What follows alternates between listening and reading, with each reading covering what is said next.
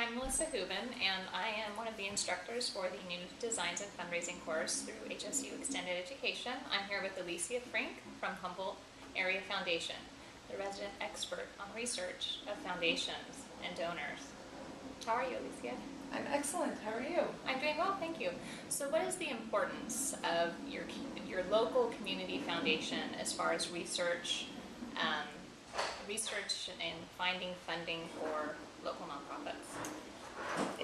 There's a twofold importance. The first is that we have knowledge and expertise ourselves in terms of grant seeking and grant writing that we can offer people and point people in directions that, especially for people who are new to the process, that need a little more guidance. And then the other is that we have access to the Foundation Center's Foundation Directory Online, which is a searchable grant database that will give you results that are much more specific and greater volume than you would get on Google search terms. Okay, and I know being in the area of nonprofits, we're all guilty of going on Google and searching and researching funding options. Mm-hmm. But you are very correct; it's limited. And so, could you just further expand on the importance and really what people get when they come here or go on the foundation directory and what they can expect to find as far as results?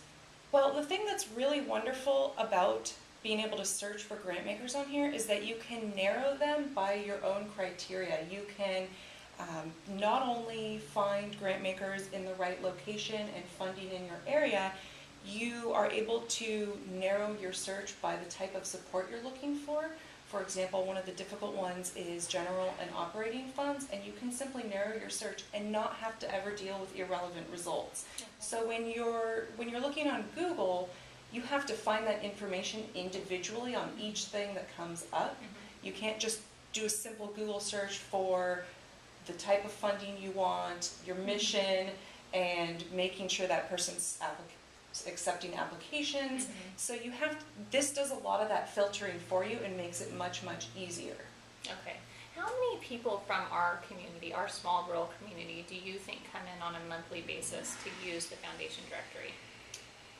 I would estimate around 25 to 30. Okay, that's pretty significant. Yeah, and the people who come in tend to spend a long time searching for the results. It's something where people go in greater depth with it. Mm-hmm. Because they are usually, people come in, they tend to talk to me first and get my advice on how to use the database. I find that when people come in and have a specific project or organization that they want to fund, it helps narrow their search into something that's very useful, particularly with being able to find the keywords and search terms that they use, and translating their project into the language of the world of grant makers is a very complicated process. And so the more specific of a project that people know they need to fund, the easier it is to teach people how to translate it. And that's one of the other beauties, like I said, that it's not just a matter of having access to the database, but having access to people who know how to use it and how to introduce people to grant seeking. Okay.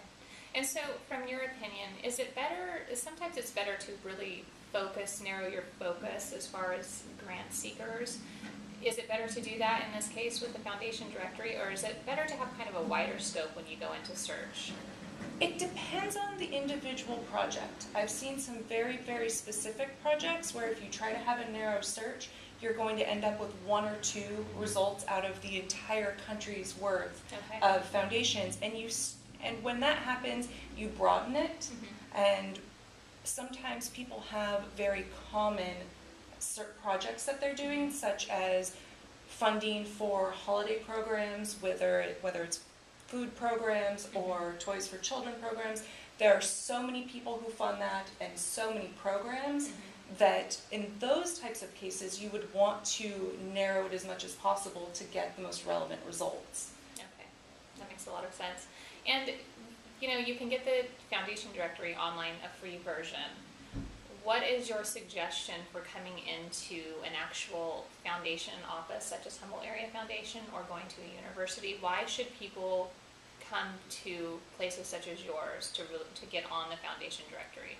So one of the things that being a partner with the Foundation Directory Online offers is that we have access to about 10,000 different, 100,000 different foundations, which is 10 times what the public has in their free version. So you will be able to access information that is much greater, and there are a number of foundations, especially smaller family foundations, that don't have big websites, that don't have the media outreach, that a lot of the larger, more obvious ones already have. Usually when people come in here, they already know about the larger, bigger organizations, and those organizations weren't able to fund them, so they're looking for more specific research in the first place. So it's very helpful to find results you wouldn't ordinarily find.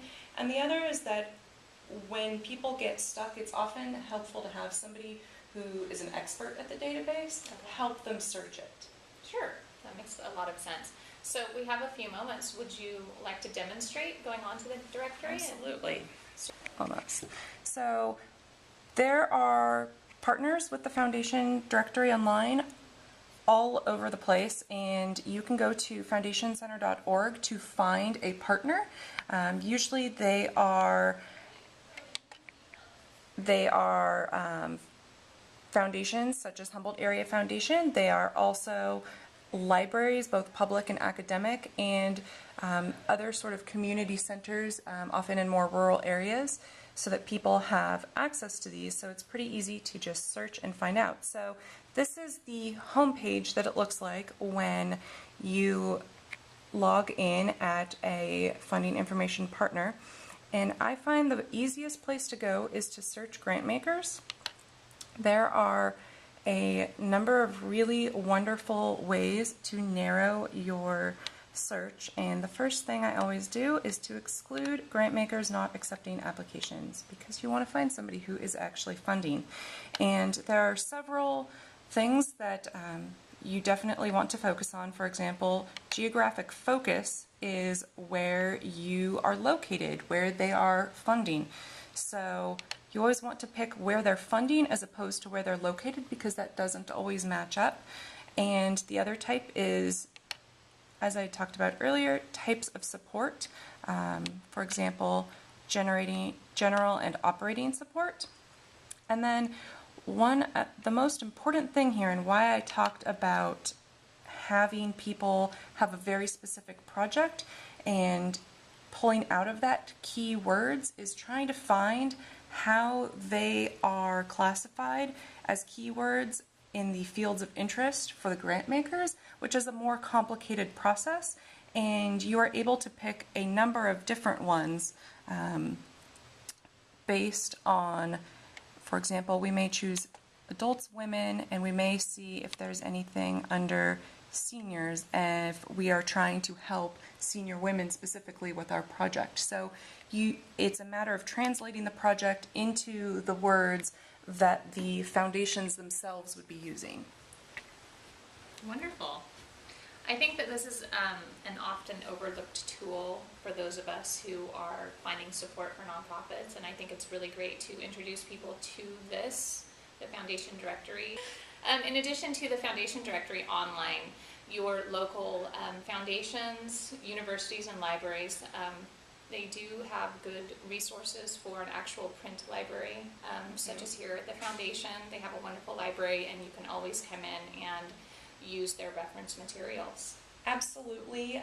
We have a huge section on grant seeking as well as grant writing, and our nonprofit association also offers courses on both of those subjects, which can be very helpful for people who are starting out, especially to learn terminology and the processes of people who are grant makers. Wonderful. Thank you so much, Alicia, for your time. We greatly appreciate it. Thank you for coming in.